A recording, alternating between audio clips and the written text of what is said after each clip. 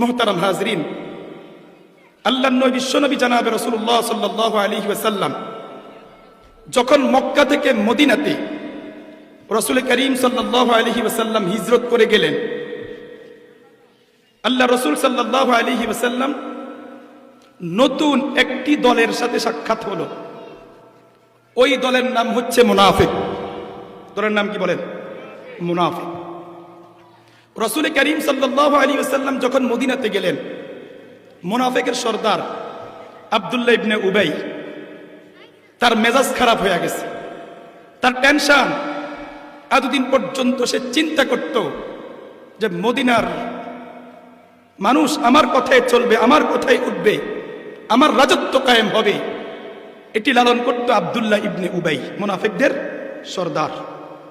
আল্লাহ রাসূল সাল্লাল্লাহু আলাইহি ওয়াসাল্লাম যখন মক্কা থেকে মদিনাতে আসলেন, আব্দুল্লাহ ইবনে উবাই মুনাফিকের সর্দারের যে আশা আকাঙ্ক্ষা ছিল সেটা ভেঙে চুরমার হয়ে গেছে। আব্দুল্লাহ ইবনে উবাই মুনাফিকদের সর্দার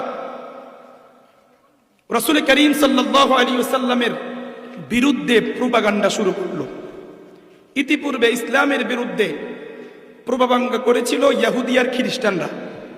আল্লাহ রাসূল যখন মদিনাতে আসলেন, একই সাথে ইহুদি, খ্রিস্টান, মুনাফিক একই সাথে রাসূল করিম সাল্লাল্লাহু আলাইহি ওয়াসাল্লামের বিরুদ্ধে বিশুদ্ধার করা শুরু করলো, ইসলামের বিরুদ্ধে ষড়যন্ত্র শুরু করলো।